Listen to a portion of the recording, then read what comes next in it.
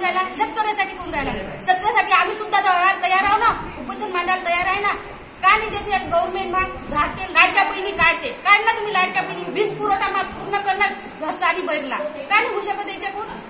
फक्त नुसतं काय लालूच देते लोक, पहिले लालूचवर नुसतं भागवते की नाही आम्ही तुमच्यासाठी लाडकी बहीण करतो, आम्ही तुमच्यासाठी अपंगाचा पगार करतो. ते काय फक्त लालूच. आणि ज्यावेळेस तुमचा जो पैसा येते त्यावेळेस तुमची लाडकी बहीण कुठं नसते आणि अपंग कुठं नसते.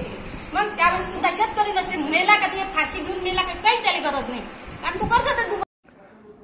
शेतकऱ्यांना सरसकट कर्जमाफी व्हावी व शेतकऱ्यांच्या पिकांना योग्य हमीभाव मिळावा यासाठी 18 सप्टेंबर रोजी अमरावतीच्या बेलोरा या ठिकाणी शेतकरी शेतमजूर महिला शक्तींची भव्य सभा होणार आहे. या सभेतून महिला शक्ती ही सरकारला चांगलेच धारेवर धरणार आहे. या सभेकरता संपूर्ण जिल्ह्यासह महाराष्ट्रातून मोठ्या प्रमाणात महिला शक्ती एकत्रित येणार आहे. अमरावती जिल्ह्यात विविध गावांमध्ये प्रहारच्या महिला पदाधिकारी यांनी भेटी घेऊन व अक्षता देऊन या सभेला आवर्जून उपस्थित राहण्याचं आवाहन केलंय. जिल्ह्यातून प्रत्येक गावातून तब्बल 100च्या जवळपास महिला शक्ती या सभेकरता उपस्थित राहणार असल्याचं सांगण्यात येतंय. त्यामुळे सभेच्या ठिकाणी पोलिसांचा सुद्धा तगडा बंदोबस्त तैनात करण्यात येणार आहे. विशेष म्हणजे या सभेकरता विविध शेतकरी नेत्यांची सुद्धा उपस्थिती पाहायला मिळणार आहे. सरकारने ऑपरेशन सिंदूर राबवलेलं होतं, मात्र आज शेतकऱ्यांच्या आत्महत्या होत आहेत. मग हे सरकार लाडक्या बहिणीचं सिंदूर पुसण्याचं काम करते असा थेट आरोप आक्रमक झालेल्या महिला शक्तींनी सरकारकडे उपस्थित केलाय. सरकारने शेतकऱ्यांच्या गंभीर समस्यांसंदर्भात दखल न घेतल्यास थेट मुंबई जाम करण्याचा इशारा सुद्धा या महिला शक्तीने दिलाय. 18 सप्टेंबरच्या शेतकरी शेतमजूर महिला सभेच्याकडे आता सर्वत्र महाराष्ट्राचं लक्ष लागलंय.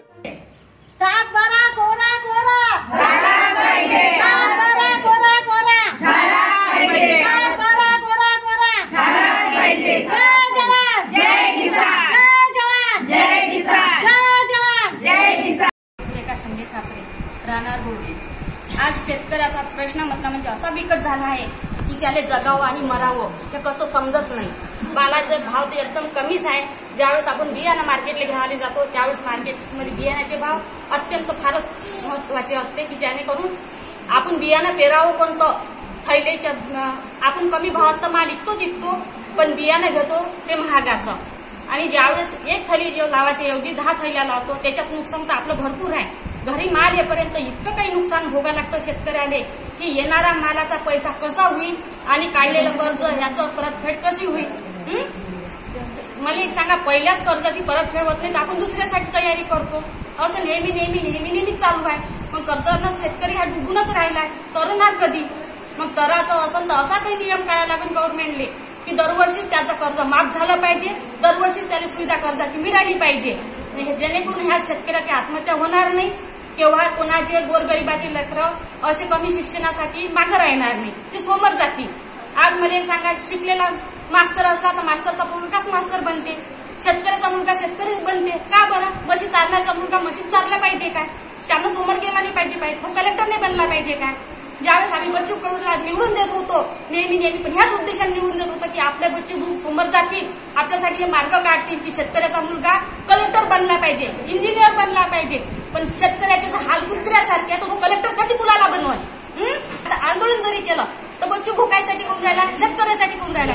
शेतकऱ्यासाठी आम्ही सुद्धा लढायला तयार आहो ना, उपोषण मांडायला तयार आहे ना. का नाही देते गव्हर्नमेंट भाग झाडते लाडक्या बहिणी काढते, काढणार तुम्ही लाडक्या बहिणी, वीज पुरवठा पूर्ण करणार घरचा आणि बैरला, का नाही होऊ शकत याच्याकडून?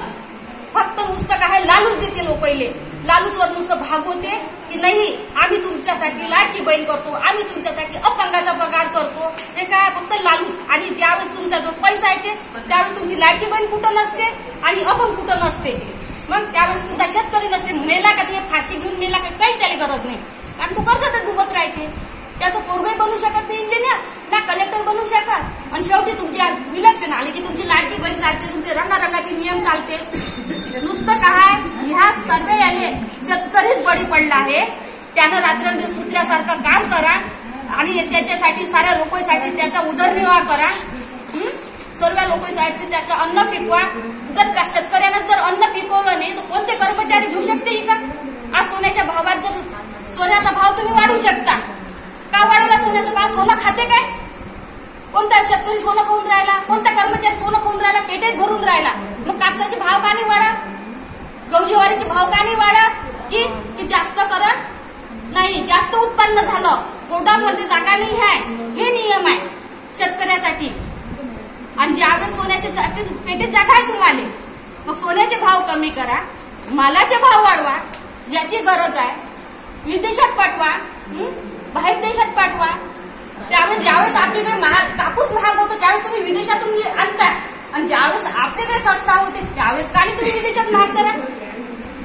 कोणते नियम आहे तुमच्यासाठी? शेतकऱ्यासाठीच फक्त नियम आहे. बियाणं वाढवणं, खात वाढवणं. का खताचे भाव खाऊन राहिले शेतकरी? जमिनीत टाकतो तर खताचे भाव वाढवता, बियाण्याचे भाव वाढवता. मग आपल्या पालाचे का नाही वाढवा? तुरीचे का नाही वाढवा? 50 रुपये किलो तूर घेता, 400 रुपये किलो तूर विकता. त्यावेळेस कुठं जाते? कंपनीचे भाव वाढवता तुम्ही, पण शेतकऱ्याचे भाव नाही वाढवा.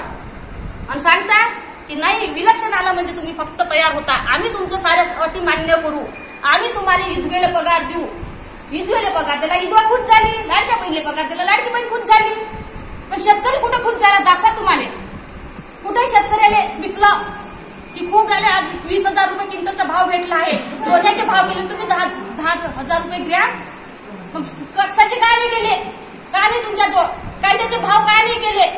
का गोदाम नाही आहे तुमच्याजवळ कांद्याच्या भरासाठी? संत्र्याचे भाव नाही आहे कारण तो नाजूक माल आहे. पण कापूस तर राहू शकते ना, संतर राहू शकत नाही. अशाच वेगवान घडामोडी पाहण्यासाठी आमच्या चॅनलला लाईक व सबस्क्राईब करायला विसरू नका.